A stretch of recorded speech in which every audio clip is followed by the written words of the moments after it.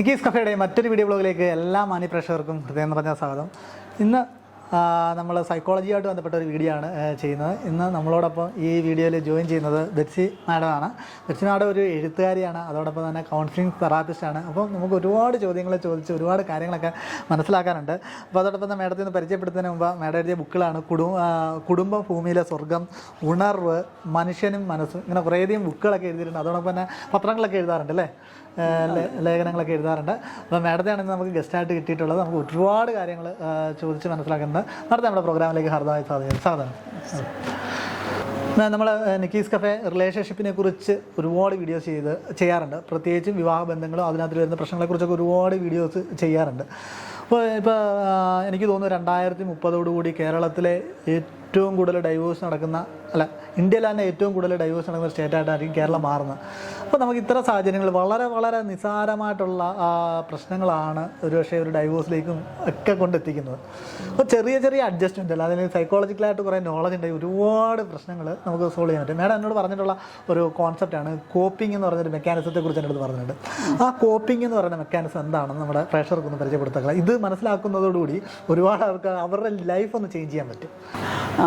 ഞാൻ കോളേജിൽ പഠിച്ചുകൊണ്ടൊക്കെ ഇരുന്നപ്പോൾ എനിക്ക് സൈക്കോളജിയോട് താല്പര്യം ഉണ്ടായിരുന്നു. സൈക്കോളജി ബുക്സും മാഗസിൻസും ഒക്കെ വായിച്ചിട്ടുള്ള കുറച്ച് ഇൻഫർമേഷൻസ് ഉണ്ട്. പിന്നെ എൻ്റെ തന്നെ വ്യക്തിപരമായ ചില അനുഭവങ്ങൾ കൊണ്ടാണ് ഞാൻ ഇതൊരു പ്രൊഫഷനായിട്ട് കാണണമെന്ന് വിചാരിച്ചത്. എൻ്റെ ഫാദർ ആൽക്കഹോളിക് ആയിരുന്നു. ഡാഡി ഇന്നിപ്പോൾ ഇല്ല. പക്ഷെ അന്നത്തെ എൻ്റെ അറിവനുസരിച്ചിട്ട് അന്ന് കേരളത്തിലെ ഡി അഡിക്ഷൻ സെൻറ്റേഴ്സ് ഒന്നുമില്ല. 1981 അപ്പോൾ എൻ്റെ അറിവനുസരിച്ചിട്ട് ഞാൻ ഒരു ഡോക്ടറെ പോയി സൈക്കാട്രിസ്റ്റിനെയാണ് കാണുന്നത്. അപ്പോൾ ഇന്ത്യയിൽ തന്നെ വളരെ വിരളമാണ്. എന്തായാലും ഡാഡിക്ക്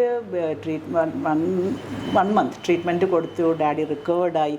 അന്ന് ഞാൻ തീരുമാനിച്ചു മെൻ്റൽ ഹെൽത്തിൽ ഏരിയയിൽ ഫോക്കസ് ചെയ്ത് എന്തെങ്കിലും ചെയ്യണം.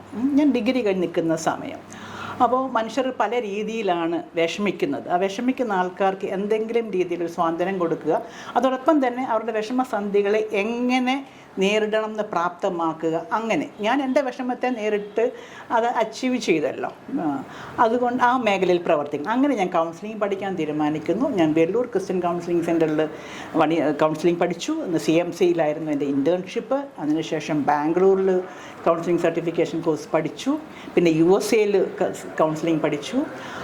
അണ്ണാമലൈ യൂണിവേഴ്സിറ്റിയിൽ നിന്ന് MA സൈക്കോളജിയും പഠിച്ചു. കഴിഞ്ഞൊരു 35 വർഷമായിട്ട് കൗൺസിലിംഗ് മേഖലയിൽ ഞാൻ പ്രവർത്തിക്കുന്നുണ്ട്.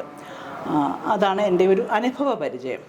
അപ്പോൾ ഈ അനുഭവ പരിചയത്തിൽ നിന്ന് പറയുമ്പോൾ എൻ്റെ വ്യക്തിപരമായ അനുഭവങ്ങൾ, പഠിച്ചതിൻ്റെ അറിവുകൾ, നമ്മൾ വളരെയേറെ ആൾക്കാരെ ഹെൽപ്പ് ചെയ്തവരുടെ ജീവിതത്തിലേക്ക് സന്തോഷമായിട്ട് ജീവിക്കുന്ന ആ തലത്തിൽ എത്തിക്കാൻ പറ്റിയതിൻ്റെ ഒരു അറിവ്, ഇതെല്ലാം വെച്ചിട്ടാണ് ഞാനിന്ന് നിങ്ങളുടെ മുൻപിൽ ഇരിക്കുന്നത്. അപ്പോൾ ഇപ്പോൾ കിരൺ ചോദിച്ച ചോദ്യം എന്താണ് കോപ്പിംഗ് സ്കിൽ? കോപ്പിംഗ് സ്കില്ലിനെ പറ്റി പറയുമ്പോൾ നമുക്കൊക്കെ ജീവിതത്തിൽ പല രീതിയിലുള്ള പ്രതിസന്ധികളുണ്ടാവും. ഏതൊക്കെ വശത്തുനിന്നറിയില്ല. പല രീതിയിൽ പ്രതിസന്ധികളുണ്ടാവാം. ഫാമിലിയിലാവാം, അത് തന്നെ ഹസ്ബൻഡിൽ നിന്നാവാം, ചിലപ്പോൾ കുട്ടികളിൽ നിന്നാവാം, ചിലപ്പോൾ മാതാപിതാക്കളിൽ നിന്ന് കുട്ടികൾക്കാവാം, ചിലപ്പോൾ ഇൻലോസിൽ നിന്നാവാം. അങ്ങനെ ഫാമിലിക്കകത്തുണ്ടാകുന്ന പ്രശ്നങ്ങളുണ്ട്, ജോലി സ്ഥലത്തുണ്ടാകുന്ന പ്രശ്നങ്ങളുണ്ട്, എൻവയൺമെൻറ്റിൻ്റെ ആയിട്ടുള്ള പ്രശ്നങ്ങളുണ്ട്. പല രീതിയിലുള്ള പ്രശ്നങ്ങൾ നമ്മൾക്കുണ്ടാവാം. ഈ പ്രശ്നങ്ങളൊക്കെ വരുമ്പോൾ അതിനെ എങ്ങനെ നേരിടുന്നു എന്നുള്ളതിനെ നമ്മൾ കോപ്പിംഗ് സ്കിൽ എന്ന് പറയാം. അപ്പോൾ ഇവിടെ നമുക്ക് ഈ പൊരുത്തപ്പെട്ടു പോവുക എന്നൊക്കെ പറയുകയാണ്. ഇവിടെ ഈ പൊരുത്തപ്പെടുക എന്ന് പറയുമ്പോൾ നമ്മൾ ചിലപ്പോൾ പറയാറില്ലേ, നമ്മൾ കല്യാണം കഴിപ്പിച്ച് വിടുമ്പം അവിടെ ചെല്ലുമ്പോൾ എന്തെങ്കിലുമൊക്കെ പ്രശ്നം ഉണ്ടാവും, ഇത് ചെവി അറിയരുത്, എല്ലാം അങ്ങ് ഈ ചെവി കൂടെ കേട്ട് ആ ചെവി കൂടെ അങ്ങ് വിട്ടേക്കണം എന്നൊക്കെ പെൺകുട്ടികളെ പറഞ്ഞ് വിടാറുണ്ടായിരുന്നല്ലോ. അപ്പോൾ അവിടെ ചെന്ന് എന്തൊക്കെയാണോ അനുഭവിക്കുന്നത് അതെല്ലാം ഞാൻ സഹിച്ച് ജീവിച്ചോണം എന്നുള്ളൊരു കാലഘട്ടം ഒരിക്കലുണ്ടായിരുന്നു. ഇപ്പോൾ അതിന് പ്രസക്തിയില്ല. ഇന്ന് പറയുന്നത് നിൻ്റെ ജീവന് ത്രട്ടനിങ് വരുന്നു, അല്ലെ നിൻ്റെ വ്യക്തിത്വത്തിന് പ്രശ്നം വരുന്നു, അങ്ങനെ ഒരു പ്രതിസന്ധി ഉണ്ടാവുകയാണോ എന്നുണ്ടെങ്കിൽ നീ അത് അർഹതപ്പെട്ടവരോട്, വേണ്ടപ്പെട്ടവരോട് പറയണം. നീ പ്രതികരിക്കേണ്ടടുത്ത് പ്രതികരിക്കണം എന്നാണ് ഇന്ന് നമ്മൾ പെൺകുട്ടികളെ പഠിപ്പിക്കുന്നത്. അതുപോലെ തന്നെ കുട്ടികളോട് നമ്മൾ ചോദിക്കാമെങ്കിൽ പറയും, സ്കൂളുകളിലൊക്കെ ആണെങ്കിലും പറയും, നിങ്ങളെ മാതാപിതാക്കളാണെങ്കിൽ പോലും അവരെ അടിക്കുന്നത് അവർക്ക് പണിഷ് ചെയ്യാം.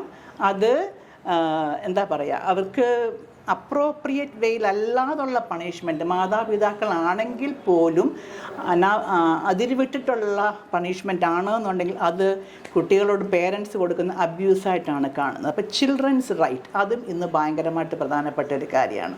സോ ഇങ്ങനെ എല്ലാ രീതിയിലും പലയിടത്തുമാവാം, വർക്ക് പ്ലേസിലാവാം, ഇങ്ങനെയൊക്കെ പ്രശ്നങ്ങൾ വരുമ്പോൾ ഇതിനെ നമ്മൾ നേരിടുന്നതന്നെയാണ്. അപ്പോൾ ഒന്ന് പറയാമെങ്കിൽ നമുക്ക് എന്ത് പ്രശ്നം വന്നാലും അതിനെ സഹിച്ച് ഒരു വിക്ടിം റോൾ, അയ്യോ ഞാനിങ്ങനെ ആയിപ്പോയി, എൻ്റെ തലവര എന്ത് ചെയ്യാനാ, മരണം വരെ അനുഭവിച്ചേ പറ്റുള്ളൂ, ഇങ്ങനെ അങ്ങ് സഹിച്ച് ജീവിക്കുന്നത് ഒരു ടൈപ്പ് ഓഫ്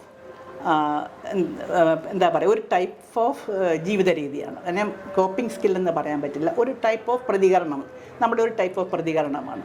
മറ്റൊന്നുണ്ട്, നമ്മളവിടെ കിടന്ന് വഴക്കുണ്ടാക്കും, എനിക്കത് നേടിയെടുത്തേ പറ്റുള്ളൂ, കുട്ടികൾ അപ്പനോടും അമ്മയോടും കയർക്കും, അത് നേടിത്തന്നില്ല ഞാൻ അങ്ങനെ കാണിച്ചു കളയും, ഇങ്ങനെ കാണിച്ചു കളയും, ഞാൻ ഇറങ്ങിപ്പോകും, അങ്ങനെ. അല്ലെങ്കിൽ വീട്ടിൽ വരുന്ന ഇൻലൂസ്, ചിലപ്പോൾ അത് മരുമകളാവാം, മരുമകനാവാം, അങ്ങനെ ത്രട്ടൺ ചെയ്യാം. അല്ലെങ്കിൽ ഭാര്യ ഭർത്താവിനോട് ത്രട്ടൺ ചെയ്യാം, ഭർത്താവ് ഭാര്യയോട് ത്രട്ടൺ ചെയ്യാം. റെബൽ നേച്ചർ, ഈ റെബൽ നേച്ചറും നമുക്ക് ബന്ധങ്ങളെ ശരിയായിട്ട് കൊണ്ടുപോകില്ല. അത് കൂടുതൽ പകയും വിദ്വേഷവും ഉണ്ടാക്കത്തേ ഉള്ളൂ.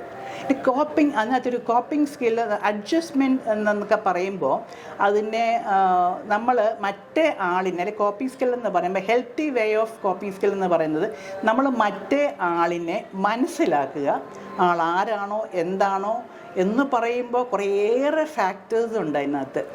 ആരാണോ എന്താണോ എന്ന് പറയുമ്പോൾ അതിനകത്തൊരു പേഴ്സണാലിറ്റി ടൈപ്പിൽ തന്നെ കുറേ ഘടകങ്ങളുണ്ട്.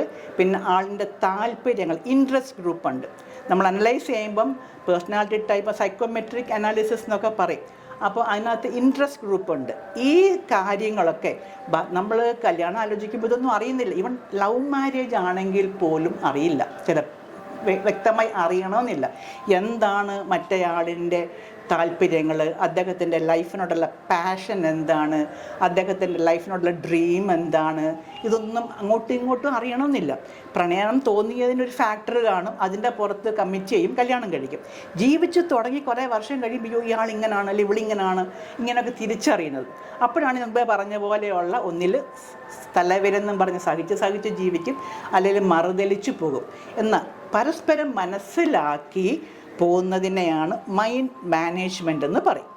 മൈൻഡ് മാനേജ്മെൻറ്റ്, ആ മൈൻഡ് മാനേജ്മെൻറ്റാണ് കോപ്പിംഗ് സ്കില്ലിന് നമ്മളെ സഹായിക്കുന്ന പ്രധാനപ്പെട്ട ഘടകം.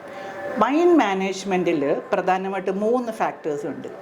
ഒന്ന് നമ്മുടെ പെർസ്പെക്ഷൻ അല്ലെ കാഴ്ചപ്പാടുകൾ, 2 നമ്മുടെ ചിന്താഗതികൾ അല്ലെ തോട്ട് ഫോംസ്, 3 നമ്മുടെ ആറ്റിറ്റ്യൂഡ് അല്ലെങ്കിൽ നമ്മുടെ മനോഭാവം. സോ ഇത് 3 വളരെ പ്രധാനപ്പെട്ടതാണ്. അപ്പോൾ ഇതനുസരിച്ചിട്ടാണ് നമുക്ക് ഈ പെർസെപ്ഷൻ എന്നൊക്കെ പറയുന്നത് വളരെ കുട്ടിക്കാലത്തിലേ രൂപപ്പെടും. ഒരു 6 വയസ്സ് വരെയുള്ള കാലങ്ങളെ രൂപപ്പെടുന്നതാണ്. ഇതൊക്കെ വെച്ചിട്ടാണ് നമ്മളൊരു ജീവിതത്തിലേക്ക് വരിക. അപ്പം നമ്മുടെ പെർസെപ്ഷൻ ആയിരിക്കുകയില്ല ജീവിത പങ്കാളിയുടെ പെർസെപ്ഷന്. അപ്പം ഇത് മനസ്സിലാക്കി വരുമ്പോൾ അല്ലെങ്കിൽ അവൻ അങ്ങനെ ചിന്തിക്കാൻ പാടില്ല, അല്ല അവൾ അങ്ങനെ ചിന്തിക്കാൻ പാടില്ല, അവൾ അങ്ങനെ പറയാൻ പാടില്ല, ഇങ്ങനെ പറയാൻ പാടില്ല, അല്ല എന്നോട് സ്നേഹമുണ്ടെങ്കിൽ ഇങ്ങനെയൊക്കെ ചെയ്യുമ്പോൾ, ഒരു ഉത്തരവാദിത്തമുള്ള ഒരാളാണ് ഇങ്ങനെയൊക്കെ ചെയ്യുമ്പോൾ, എന്നോട് സ്നേഹമുണ്ടെങ്കിൽ ഇങ്ങനെ ചെയ്യുമ്പോൾ ചിലർ ഓരോ പശ്ചാത്തലത്തിൽ നെഗറ്റീവ് തോട്ട്സ് എന്ന് പറയുമ്പോൾ നെഗറ്റീവ് തോട്ട്സ് കുറേയേറെ വരുമ്പോൾ, കൂടുതലും നെഗറ്റീവ് തോട്ട്സ് വരുമ്പോഴൊക്കെ എന്ത് സംഭവിക്കും ചോദിച്ചാൽ നെഗറ്റീവ് ആറ്റിറ്റ്യൂഡായിരിക്കും. നമ്മുടെ ഫീലിങ്സ് ഒക്കെ സങ്കടം, വേദന ഇതിലേക്ക് പോകും. അവിടെയെല്ലാം നമ്മൾ മാനസികമായിട്ട് അകന്നു പോകും. അതേസമയം ഒരു പോസിറ്റീവ് തോട്ട് വന്നാൽ നമുക്ക് ആളിനെ തുറന്ന മനസ്സോടെ മനസ്സിലാക്കാൻ എന്താണ് എൻ്റെ ജീവിത പങ്കാളി, അല്ലെ എന്താണ് എൻ്റെ അപ്പൻ, എന്താണ് എൻ്റെ അമ്മ, അല്ലെ എന്താണ് എൻ്റെ മക്കൾ, ഇങ്ങനെ തുറന്ന മനസ്സോടെ കാണാൻ കഴിയുമ്പോഴാണ് അവിടെ ഒരു അണ്ടർസ്റ്റാൻഡിങ് ഉണ്ടാകുന്നു. അതിനോട് നമ്മൾ പൊരുത്തപ്പെടും. അല്ല അപ്പനും അമ്മയും പറയും ഞാൻ വളർന്ന പോലെ നിങ്ങൾ വളർന്നോണം, എൻ്റെ അപ്പനും അമ്മയും എന്നെ ഇങ്ങനെ വളർത്തിയത്, നിങ്ങളെ ഇങ്ങനെ വളർന്നേ പറ്റുമെന്ന് റിജിഡായിട്ടിരിക്കുന്ന പേരൻസിനടുത്ത് മക്കൾ റബലാവും. കാരണം അവർ പറയും ഞങ്ങളുടെ അപ്പനും അമ്മയും അങ്ങ് എന്തോ പഴയ നൂറ്റാണ്ടിൽ ജനിച്ചവരാണ് എന്നും പറഞ്ഞിട്ട് ഇന്നത്തെ കാലഘട്ടത്തിലുള്ള ആളല്ല എന്ന് പറഞ്ഞിട്ട് അവർ റബലാവും. സോ ഏത് ബന്ധങ്ങളിലാണെങ്കിലും, മാതാപിതാക്കളും കുട്ടികളാണെങ്കിലും ഭാര്യ ഭർത്താവ് തമ്മിലുള്ള ബന്ധമാണെങ്കിലും ഈ ഒരു അണ്ടർസ്റ്റാൻഡിങ് ഈ കോപ്പിംഗ് മെക്കാനിസത്തിൻ്റെ ഫസ്റ്റ് സ്റ്റെപ്പാണ്. അപ്പോൾ നമ്മൾ അതിനോട് പൊരുത്തപ്പെടുകയാണ് ചെയ്യുക. അപ്പം ഞാൻ എങ്ങനെ കാണണം, ഞാൻ എങ്ങനെ മാറണം എന്നുള്ള രീതിയിലേക്ക് നമ്മൾ എത്തിപ്പെടും. അതാണ് ജനറലായിട്ട് പറയാമെങ്കിൽ കോപ്പിംഗ് മെക്കാനിസം എന്ന് പറയുന്നത്. മാം സംസാരിച്ചതിനിടയിൽ personality type, personality trait, personality interest അതൊക്കെ ഉണ്ടാകുന്ന കോൺഫ്ലിക്റ്റുകൾ അതൊന്ന് വിശദീകരിക്കാമോ? അത് ആളുകൾക്ക് കേൾക്കാൻ വളരെ താല്പര്യമായിരിക്കും. സത്യത്തിൽ നമ്മുടെ ഒരു കോർ കോൺഫ്ലിക്റ്റ് ഒക്കെ ഉണ്ടാകുന്നത് അവിടെയാണ്. നമ്മളൊക്കെ നമ്മുടെ താല്പര്യങ്ങൾ അനുസരിച്ചിട്ടാണ് കുടുംബത്തിലൊക്കെ ഡിസിഷൻ മേക്കിംഗ് ചെയ്യുന്നത്. ഹസ്ബൻഡാവാം, ഭാര്യയാവാം, എനിക്കിത് വേണം, എനിക്കത് വേണം, അല്ലെ മാതാപിതാക്കൾ കുട്ടികളെ പറ്റി നീ എന്ത് പഠിക്കണം, എങ്ങനെ പഠിക്കണം, ഇതൊക്കെ അവരവരുടെ പേഴ്സണാലിറ്റി ടൈപ്പ് താല്പര്യങ്ങൾ വെച്ചിട്ടാണ്.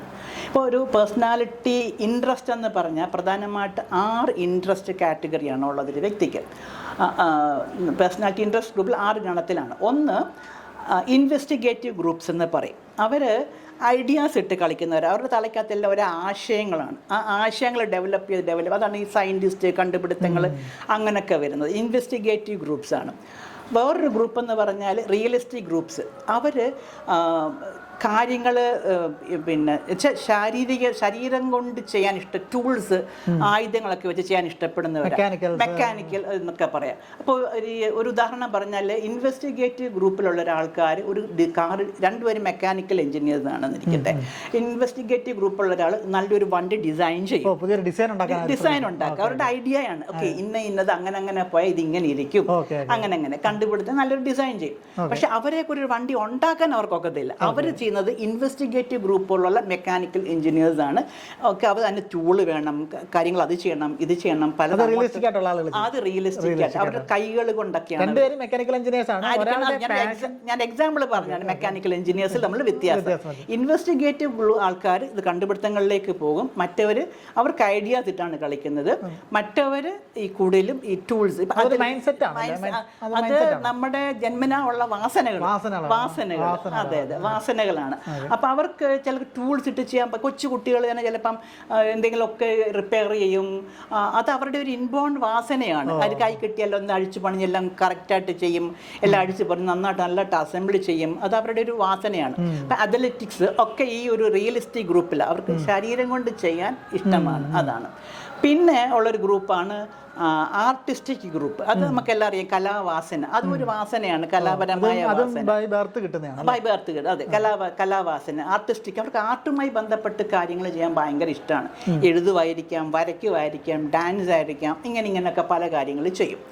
മറ്റൊരു ഗ്രൂപ്പിലുള്ളവരാണ് സോഷ്യൽ ഗ്രൂപ്പ്. സോഷ്യൽ ഗ്രൂപ്പ് എന്ന് പറഞ്ഞാൽ അവർ പിന്നെ എപ്പോഴും മനുഷ്യരുമായിട്ട് സഹകരിക്കാൻ ഇഷ്ടപ്പെടുന്നവരാണ്. അവരെല്ലാം ഹെൽപ്പേഴ്സ് ആയിരിക്കും. ആൾക്കാരെ ഹെൽപ്പ് ചെയ്യുക.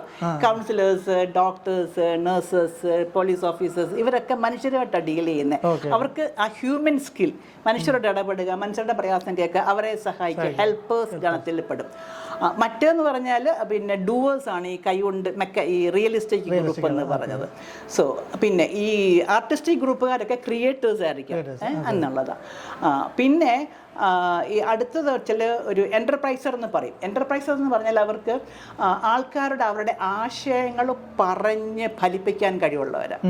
ഇപ്പം ഈ മാർക്കറ്റിംഗ് ഫീൽഡിൽ, പൊളിറ്റിക്സ്, അവരൊക്കെ അവരുടെ ആശയങ്ങൾ ജനങ്ങളിൽ പറഞ്ഞ് പഠിപ്പിക്കും, ഇൻഫ്ലുവൻസ്. അതെ, എക്സാക്ട്ലി, ഇൻഫ്ലുവൻസ് ചെയ്യുന്നവരാണ് ഈ എൻ്റർപ്രൈസസ് എന്നുള്ളത്. മറ്റൊന്നുണ്ട് കൺവെൻഷണൽ ടൈപ്പ് എന്ന് പറഞ്ഞാൽ അവർക്കൊരു അവരുടേതായ ഒരു സ്ട്രക്ചറിൽ ഇരുന്നു കൊണ്ട് ഒരു ജോലി ചെയ്യാനൊക്കെ ഇഷ്ടമാണ്. ഒരു പിന്നെ അവർക്ക് മറ്റൊന്നും വേണ്ട. ഇപ്പോൾ ഒരു ഓഫീസ് ക്ലർക്ക്, അവർക്കൊരു ഓഫീസിലൊരു ജോലിയുണ്ട്, അല്ലെങ്കിൽ ഓഫീസിലൊരു ബാങ്കിൽ ഓഫീസർ ജോലി, അല്ലെങ്കിൽ ഒരു പ്രത്യേക ഓർഗനൈസേഷൻ ആ ഒരു സ്ട്രക്ചറിൽ ഇരുന്നു കൊണ്ട് ജോലി ചെയ്യും. അതാണ് ഇൻട്രസ്റ്റ് ഗ്രൂപ്പ് എന്ന് പറഞ്ഞത്. നമ്മളിപ്പം പഠിച്ചു കഴിഞ്ഞു, ജോലി കിട്ടിപ്പോയി, നമ്മുടെ എന്ത് ഇൻട്രസ്റ്റ് ആണെന്നൊന്ന് നോക്കിയിട്ടൊന്നും ആയിരിക്കില്ല ചിലർ പോകുന്നത്. ചിലർ വളരെ കോറായിട്ട് എൻ്റെ ഇൻട്രസ്റ്റ് ഇതാണ്, ഇത് തന്നെ മതി എന്ന് പറഞ്ഞ് പോകും. അപ്പോൾ ചിലപ്പോൾ അപ്പനും അമ്മയും നിർബന്ധിച്ചിട്ട് എഞ്ചിനീയർ ആവാം, അല്ലെങ്കിൽ ഡോക്ടർ ആവാം. ഇദ്ദേഹത്തിൻ്റെ ആർട്ടിസ്റ്റിക്കോ വേറെ എന്തെങ്കിലുമൊക്കെ ആയിരിക്കും കിടക്കുക. ചിലപ്പം പകുതി വഴിക്ക് ഉപേക്ഷിച്ചിട്ട് അവരുടെ പാഷൻ്റെ പുറകെ, അല്ല അവളുടെ പാഷൻ്റെ പുറകെ അവർ പോകും. അല്ലെങ്കിൽ കല്യാണം കഴിഞ്ഞ് ജോലിയൊക്കെ കിട്ടി കുറേ വർഷം കഴിയുമ്പോൾ തോന്നുന്നു എനിക്ക് ജോലിയായി, കുറേ പൈസയൊക്കെ ഞാൻ ഉണ്ടാക്കി, ഇനിയിപ്പോൾ എനിക്ക് എൻ്റെ പാഷന് വേണ്ടി ചെയ്യണം. അപ്പോൾ ചിലപ്പോൾ അവിടെ ഫുൾ സ്റ്റോപ്പ് ഇട്ടേച്ച് ചിലരുള്ളിൽ നമുക്ക് പറയുന്ന കേൾക്കാം, നല്ല ജോലി ഉണ്ടായിരുന്നു, അതെല്ലാം കളഞ്ഞിട്ട് അവരുടെ പാഷന് വേണ്ടി ഒന്ന് തുടങ്ങി. അത് ചിലർക്ക് ഫാമിംഗ് ആയിരിക്കാം, ചിലർക്ക് ഫോട്ടോഗ്രാഫി ആയിരിക്കാം, ചിലർക്ക് എഴുത്തായിരിക്കാം, ചിലർക്ക് യാത്രകളായിരിക്കാം, ഇങ്ങനെ ചിലപ്പോൾ ഇതുപോലെയുള്ള യൂട്യൂബ് അല്ലെങ്കിൽ എക്സ്പ്ലോറേഷൻ കോൺസെൻട്രേഷൻ ആവാം, പല രീതിയിലുള്ള ജേർണി ആയിരിക്കും. അവരുടെ ഹൃദയം പറയുന്നതിന്റെ പുറകെ അവർ പോകും. അതാണ് അത്. എന്താ ചോദിച്ചാൽ ആ ഇൻട്രസ്റ്റ് ആണ്. ആ ഇൻട്രസ്റ്റ് ഉള്ള ഫീൽഡിൽ നമ്മൾ ജോലി ചെയ്യുമ്പോഴാണ് നമുക്ക് ജോബ് സാറ്റിസ്ഫാക്ഷൻ എന്നൊക്കെ പറയില്ലേ, അത് കിട്ടുകയുള്ളൂ. അതാണ് ഇൻട്രസ്റ്റിനകത്ത് വരുന്ന കാര്യങ്ങൾ. ഇനി പേഴ്സണാലിറ്റി ടൈപ്പ്. അപ്പോൾ ഈ ഇൻട്രസ്റ്റ് ടൈപ്പിൽ വരുമ്പോഴേ നമുക്കിപ്പം ഭാര്യയ്ക്ക് പാട്ടൊക്കെ ഭയങ്കര ഇഷ്ടം, നല്ല ഡാൻസറാണ്, പാട്ടൊക്കെ ഇഷ്ടമാണ്. ഭർത്താവ് എന്ന് പറഞ്ഞാൽ അങ്ങനെ ഒരു സംഭവം ഇല്ല. കല്യാണം കഴിച്ചു കഴിയുമ്പം നിൻ്റെ പാട്ടും കൂത്തും ഡാൻസും ഒക്കെ ഇവിടെ നിർത്തിക്കോണം, മര്യാദയ്ക്ക് ഇവിടെ ഇരുന്ന് എൻ്റെയും പിള്ളേരുടെയും കാര്യം നോക്കി വേണം. ജോലി ഉണ്ടോ, ജോലിക്ക് പോയി 4 കാശ് വീട്ടിലോട്ട് കൊണ്ടുപോകാൻ, അതൊക്കെ മതി, പാട്ടും കൂത്തുവൊന്നും ഇവിടെ വേണ്ട എന്ന് പറഞ്ഞു കഴിഞ്ഞാൽ പാവം പെങ്കൊച്ചിൻ്റെ തീർന്നു. അതിൻ്റെ ആ ഒരു വലിയ ഹൃദയത്തിൻ്റെ വാഞ്ചയാണ് അതെന്ന് പറയാം. സോ ഈ ഇൻട്രസ്റ്റ് മനസ്സിലാക്കി അങ്ങോട്ടും ഇങ്ങോട്ടും ഭർത്താവിന് ചിലപ്പം അയാൾക്ക് ഇത് പറഞ്ഞ പോലെ ഭയങ്കര ഇന്നോവേറ്റീവ് ഐഡിയാസ് കാണും. കുറേ കഴിയുമ്പം പറയുകയാണ് പിന്നെ എനിക്ക് ഞാൻ എൻ്റെ ജോലിയൊക്കെ അങ്ങ് റിസൈൻ ചെയ്ത് എൻ്റെ ഓൺ പ്രോജക്റ്റ് തുടങ്ങുമ്പോൾ നിങ്ങളെ ഞാനൊരു ഇങ്ങനെ ഒരു പിന്നെ ഒരാളായിട്ടാണ് കരുതുന്നത്, നിങ്ങളൊരു വക്കീൽ അല്ല നിങ്ങളൊരു ഡോക്ടർ അല്ലെങ്കിൽ ഒരു എഞ്ചിനീയറെ ഞാൻ കെട്ടി, എനിക്കിങ്ങനെ ഒരു ബിസിനസ്സുകാരനെ ഒന്നും എനിക്ക് വേണ്ട, അതിനകത്ത് എന്ത് സ്റ്റെബിലിറ്റിയാണ് ഉള്ളത്, ഇതന്നെ സ്ഥിരം പൈസ കിട്ടും എന്ന് പറഞ്ഞു കഴിഞ്ഞാൽ അയാളും പോവും. അയാൾക്കും ഭയങ്കര ഡിസ്കറേജിങ് ആയിരിക്കും, അയാളുടെ ഒരു ജീവിതത്തിലെ വലിയ ഡ്രീം ആയിരിക്കും ആ ഒരു പ്രോജക്റ്റ് തുടങ്ങണമെന്നുള്ളത്. സോ ഇത് എൻ്റെ ഇൻട്രസ്റ്റിനെയും കാര്യങ്ങളെയും പരസ്പരം മനസ്സിലാക്കി സപ്പോർട്ട് ചെയ്യുക എന്നുള്ളൊരു പാർട്ട്ണറാണ് എന്നുണ്ടെങ്കിൽ മാരേജ് നല്ല ഭംഗിയായിട്ട്. അതുകൊണ്ടാണ് ഇൻട്രസ്റ്റ് ഗ്രൂപ്പ് ഒരു പ്രധാന സംഭവമായിട്ട്. ഇൻട്രസ്റ്റ് ഗ്രൂപ്പ് വലിയ പ്രധാനപ്പെട്ട കാര്യം, എല്ലാം വളരെ വളരെ വളരെ പ്രധാനമാണ്. കാര്യം അങ്ങനെ ഇൻട്രസ്റ്റ് ഗ്രൂപ്പ് മാച്ച് നമുക്ക് സെയിം ഇൻട്രസ്റ്റ് ഉള്ള ആരെയും കിട്ടണമെന്നില്ല. വളരെ വളരെ വളരെ കിട്ടിയാൽ ഭാഗ്യം ചിലപ്പോൾ കിട്ടുകയെ ഇല്ലെന്നില്ല, എല്ലാതും കിട്ടും, ചിലപ്പം ഇതായിരിക്കും. പക്ഷെ അങ്ങനെ ഉണ്ടെങ്കിലും നമ്മളതിനെ മാനിച്ച് അവരെ നമ്മൾ പിന്നെ മോട്ടിവേറ്റ് ചെയ്യുക അല്ലെ എൻകറേജ് ചെയ്യുക എന്നുള്ളതാണ്. ഈ മാരേജിൽ പ്രശ്നങ്ങളൊക്കെ വരുമ്പം നമ്മൾ കൗൺസിലിങ്ങിനൊക്കെ വരുന്ന സമയത്ത് മനസ്സിലാക്കി എന്താണ് ഇവരുടെ കാതലായ പ്രശ്നം. ചിലപ്പോൾ ഇതായിരിക്കാം. അപ്പോൾ അവരെ അങ്ങോട്ടും ഇങ്ങോട്ടും മനസ്സിലാക്കുക. നിങ്ങൾ പാർട്ട്നേഴ്സ്, നിങ്ങളുടെ ജീവിത പങ്കാളിക്ക് സന്തോഷം കിട്ടണമെങ്കിൽ അവരുടെ കഴിവുകൾ നിങ്ങളുടെ കയ്യിൽ തന്നാണ്, അല്ലെ ഭാര്യ അല്ലെ ഭർത്താവായിട്ട് നമ്മുടെ കയ്യിൽ നമ്മുടെ ആവശ്യങ്ങൾക്ക് വേണ്ടി മാത്രം ഉപയോഗിക്കാനുള്ള സംഭവമല്ല ഇത്. അവരുടെ ഒരു ഗ്രോത്ത് ഉണ്ടാവണം, അവർക്കൊരു ഗ്രോത്ത് ഉണ്ടാണ് ലൈഫിൽ. സോ നിങ്ങൾ പാർട്ട്ണർ എന്നെനിക്ക് നിങ്ങളുടെ ഭാര്യയുടെ ഗ്രോത്തിനെ അല്ലെ ഭർത്താവിൻ്റെ ഗ്രോത്തിനെ നിങ്ങൾ സഹായിക്കണം, പ്രൊമോട്ട് ചെയ്യണം. അങ്ങനെ പറയുമ്പോഴാണ് ദാമ്പത്യത്തിൽ എൻ്റെ ഭാഗ്യം എൻ്റെ അങ്ങനെ ഒരു അണ്ടർസ്റ്റാൻഡിങ് വന്ന് നല്ല ഭംഗിയായിട്ട് അങ്ങോട്ടും ഇങ്ങോട്ടും എൻകറേജ് ചെയ്ത് പോകുമ്പോൾ അവർക്ക് ഫുൾഫിൽമെന്റ് ഉണ്ടാവും. ഫുൾഫിൽമെന്റ് അല്ലെങ്കിൽ ഫുൾഫിൽമെന്റ് അല്ല ഭയങ്കര സങ്കടമായിരിക്കും, വീർപ്പ് മുട്ടല്, അയ്യോ എനിക്ക് ഇങ്ങനെ ഒരു ജീവിത പങ്കാളിയാണല്ലോ കിട്ടിയ, കഷ്ടം എന്ന് വിചാരിച്ചിട്ട് ഇരിക്കും. പിന്നെ പ്രഷർ കുക്കർ പൊട്ടിത്തെറിക്കുന്നില്ല, കുറേ നാൾ നമ്മൾ ഇങ്ങനെ പിടിച്ചിരിക്കും, അവസാനം വരുമ്പോൾ പൊട്ടിത്തെറിക്കും. ഇതാണ് സംഭവിക്കുക. പക്ഷേ ഈ പൊട്ടിത്തെറിച്ച് പോകുന്നവരും എനിക്ക് നമ്മൾക്ക് പറയില്ല, ഒത്തിരി പോലീസ് ഓഫീസേഴ്സൊക്കെ വരും. ഇപ്പോൾ റഫറി പോലീസ് സ്റ്റേഷനിൽ വരുന്ന കേസുകളൊക്കെ അറിയാമല്ലോ, എല്ലാം അങ്ങേറ്റം എന്തെങ്കിലും പ്രശ്നങ്ങൾ ചിലപ്പം അടിപിടിയൊക്കെ ആയിട്ടുള്ള വരും. പക്ഷെ അവരെല്ലാം കൗൺസിലിംഗ് കഴിയുമ്പോൾ വളരെ സന്തോഷമായിട്ട് ജീവിക്കുന്ന ഒരു അവസ്ഥയിലേക്ക് പോകും. എനിക്കത് കാണുമ്പോൾ ഭയങ്കര സന്തോഷമാണ്. കൗൺസിലിംഗ് കിട്ടിയാൽ തീരാവുന്ന പ്രശ്നങ്ങളെ ഉള്ളൂ ഇവരുടെ ഇടയിലെല്ലാം. ഒരു 99% 99% തീരുന്നതേ ഉള്ളൂ. റൂട്ട് കണ്ടുപിടിക്കുക. 1% ചിലപ്പോൾ ഡിസ്ട്രക്റ്റീവ് ബിഹേവിയർ കാണാം, അവർക്ക് കോപ്പപ്പ് ചെയ്യാൻ വയ്യ. എൻ്റെ അടുത്ത് വന്നിട്ടുള്ളതിലൊരു 3-4 ഒന്നും എനിക്ക് അറിഞ്ഞുകൂടെ എന്താ വായിന്ന്, ഒരു 3 ഉള്ള സെപ്പറേഷനിൽ പോയിട്ടുള്ളത്. പക്ഷെ അവർക്ക് ആ സെപ്പറേഷനിൽ അവർക്കെല്ലാം ഒക്കത്തില്ലായിരുന്നു. നമുക്കത് ഇഷ്യൂ പറയാൻ എനിക്ക് ബുദ്ധിമുട്ടുണ്ട്. അതുകൊണ്ട് നമ്മളത് പിന്നെ അതുകൊണ്ട് പിന്നെ നമ്മൾ അവരെ ഡിവോഴ്സിന് വേണ്ടിയിട്ട് അവരെ സഹായിച്ചവർ നല്ല ഭംഗിയായിട്ട് തന്നെ സിംഗിളായിട്ട് ജീവിക്കുകയും ചെയ്യുന്നുണ്ട്. അതങ്ങനെയുണ്ട്. പിന്നെ ഈ ഇൻട്രസ്റ്റ് പോലെ തന്നെ പ്രധാനപ്പെട്ട മറ്റൊന്നാണ് ഞാൻ പറഞ്ഞ പേഴ്സണാലിറ്റി ടൈപ്പ് എന്ന് പറയുന്നത്. അതും ഭയങ്കര ആശയക്കുഴപ്പമുണ്ടാകും, എന്നുവെച്ചാൽ ഈ കോൺഫ്ലിക്റ്റ് ഉണ്ടാകും. അത് 4 ടൈപ്പ് ഓഫ് പേഴ്സണാലിറ്റി ടൈപ്പാണുള്ളത്. ചിലർ ഭയങ്കര എക്സ്ട്രോവേർട്ടാണ്, ചിലർ ഭയങ്കര ഇൻട്രോവേർട്ടാണ്. എക്സ്ട്രോവേർട്ട് ആൾക്കാർ വളരെ ഫ്രീ ആയിട്ട് എല്ലാവരോടും മിണ്ടും പറയും ഉണ്ടല്ലോ, അവർക്ക് ഇങ്ങനെ കൂടുതൽ ആൾക്കാരുടെ ഇടപെട്ട് കാര്യങ്ങൾ മനസ്സിലാക്കാനാണ്.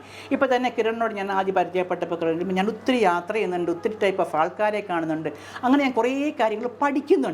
ഇപ്പൊ കിരൺ കാര്യങ്ങൾ പഠിക്കുന്നത് ആൾക്കാരിൽ നിന്നാണ്, പുസ്തകം വായിച്ചല്ല, മനസ്സിലായില്ലേ? അപ്പൊ എക്സ്ട്രോവേർട്ട് ആൾക്കാരാണ് ഇങ്ങനെ ആൾക്കാരിൽ നിന്ന് കാര്യങ്ങൾ പഠിക്കുന്നത്, മറ്റവരിങ്ങനെ വായിച്ച് പഠിക്കും, ഇൻട്രോവേർട്ട്.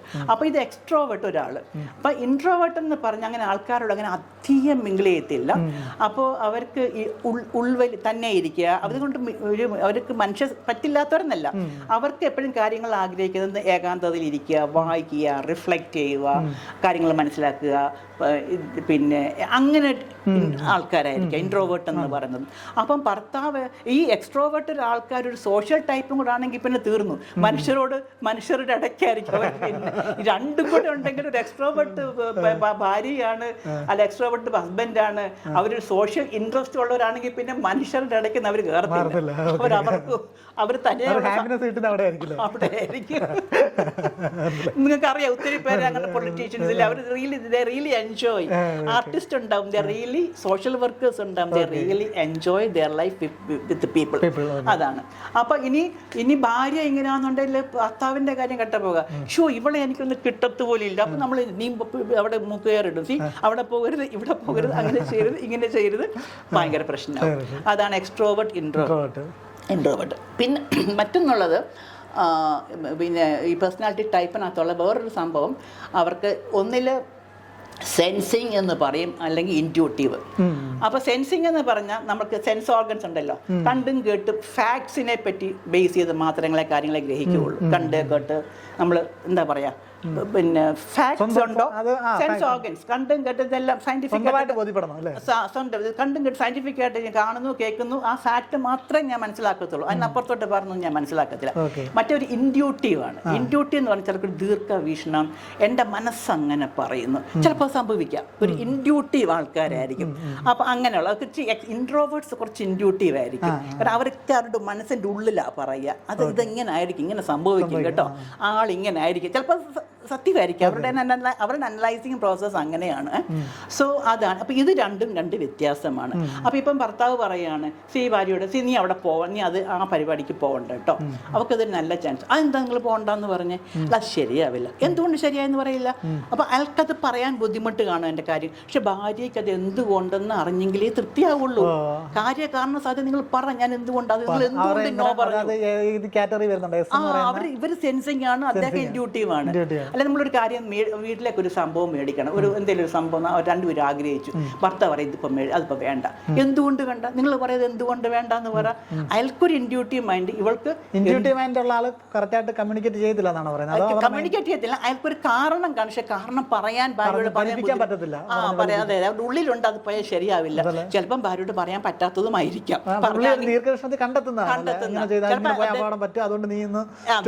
അതെ അതെ, ചിലപ്പോൾ അവർക്ക് പറയാൻ കാരണങ്ങൾ കാണും, പക്ഷെ ഭാര്യയോട് അന്നേരം പറഞ്ഞാൽ ഭാര്യ സമ്മതിക്കണമെന്നില്ല.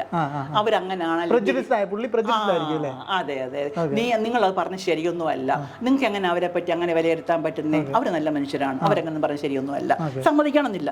ഭാര്യ സമ്മതിക്കത്തില്ലെന്ന് അറിയാവുന്നത് കൊണ്ട് ഭാര്യയ്ക്ക് ഭർത്താവിന് തുറന്ന് കമ്മ്യൂണിക്കേറ്റ് ചെയ്യാൻ പറ്റില്ല. നീ നമുക്ക് ആ പരിപാടി വേണ്ടെന്നേ പറയുള്ളായിരിക്കാം, പക്ഷെ ഭാര്യയ്ക്ക് അത് കാര്യകാരണ സഹിതം അറിയണം. Sensing, intuitive. മറ്റേത് ആൻഡ് എക്സ്ട്രോവേർട്ട് ഇൻട്രോവേർട്ട് എന്നുള്ളതാണ്. ഇനി മറ്റൊന്നുള്ളതാണ്, പിന്നെ വേറൊരു ടൈപ്പ് എന്ന് പറയുമ്പം അവർ ഫീലിംഗ് ഓൺ തിങ്കിങ് എന്ന് പറയും. ഫീലിംഗ് എപ്പോഴും ഹൃദയം കൊണ്ട് ചിന്തിച്ച് അവർക്ക് ഒരു തീരുമാനം എടുക്കുമ്പോഴും കാണുമ്പോഴേക്കും ആ ഫീലിംഗ് ആണ് മുൻപിൽ വരിക. ഫീലിങ്ങിനെ ബേസ് ചെയ്തിട്ടാണ് അവർ കാര്യങ്ങൾ കാണുന്നതും എടുക്കും തീരുമാനിക്കുന്നില്ല. മറ്റവർ പിന്നെ തിങ്കിങ് എന്ന് പറഞ്ഞാൽ ലോജിക്, തോട്ടാണ് വരുന്നത്, ലോജിക്കാണ് വരുന്നത്. അപ്പം പിന്നെ ഭാര്യ ഭയങ്കര, സ്ത്രീകൾ കൂടുതലൊരു ഫീലിംഗ് ടൈപ്പ് ആയിരിക്കാം. അപ്പം അവർക്ക് കുറച്ചുകൂടെ ആർദ്രത, കരുണ, സ്നേഹം ഇങ്ങനെയൊക്കെ വരും. ഇപ്പം നമുക്ക് ഒരാൾ സഹായത്തിന് വന്നിരിക്കട്ടെ, എക്സാമ്പിൾ പറയുന്നത് ഇങ്ങനെ, ഭാര്യ ചോദിച്ചു ശരിക്കും പാവം കഷ്ടമുണ്ട് കേട്ടോ, 100 രൂപ കൊണ്ടുപോകാം, വേണ്ട അവർക്കൊരു 10 രൂപ കൊടുത്താൽ മതി. ഭർത്താവിനത് ജനുവിനായിട്ട് തോന്നുന്നില്ല. അപ്പം അയാൾക്ക് അത് അവർക്ക് 100 രൂപ കൊടുക്കാൻ അർഹതപ്പെട്ടവരാണോ? ഈ 100 രൂപ കൊടുത്തു പോയാൽ അവരെന്ത് ചെയ്യും? നിനക്ക് അറിയാവുന്ന ആൾക്കാർക്ക് നീ കൊടുക്ക്, വ്യക്തിപരമായിട്ട് അറിയാവുന്നവർക്ക് കൊടുക്ക്. സോ അദ്ദേഹം അത്, അപ്പോൾ നിങ്ങളൊരു ഹൃദയമില്ലാത്ത മനുഷ്യന് ഇവർ വന്ന് ഒരു സഹായം ചോദിക്കുമ്പോൾ നിങ്ങൾ ഇങ്ങനെയൊക്കെയാണ് പിന്നെ അർത്ഥം മുറിച്ചൊക്കെയാണോ നോക്കേണ്ടേ, അവർക്ക് കൊടുക്കണ്ടേ? ഇത് അവരുടെ ജീവിതത്തിൻ്റെ എല്ലാ കാര്യങ്ങളിലും ഈ ഫീലിങ്ങും തിങ്കിങ്ങും തമ്മിലുള്ള വ്യത്യാസം ഉണ്ടാവും. പിന്നെ മറ്റൊന്ന് വേറൊരു ഒത്തിരി കോൺഫ്ലിക്റ്റ് ഉണ്ടാക്കാം എന്ന് വെച്ചാൽ, ഒരു കൂട്ടര് ജഡ്ജിങ് എന്ന് പറയും. ജഡ്ജിങ് ആൾക്കാരെന്ന് പറഞ്ഞാൽ കാര്യങ്ങളെല്ലാം സിസ്റ്റമാറ്റിക്കായിട്ട് ഓർഗനൈസ്ഡ് ആയിട്ട് ഇരിക്കണം. എല്ലാത്തിനും ഒരു രീതിയുണ്ട്, അടുക്കി പെറുക്കി ഓരോന്നിനൊരു ഇടം, സ്പേസ്, സാധനങ്ങൾക്കെല്ലാം. അത് അങ്ങനെ ആയിരിക്കും. മറ്റവർ പറഞ്ഞാൽ അങ്ങനെ ഉഴപ്പി തല്ലി കിടന്നാലും കുഴപ്പം, അതിനിടെ കൂടെ കാര്യങ്ങളങ്ങ് പൊക്കോളും. ഇത് ഒത്തിരി കുടുംബ ജീവിതങ്ങളിൽ പ്രശ്നങ്ങളുണ്ടാകും.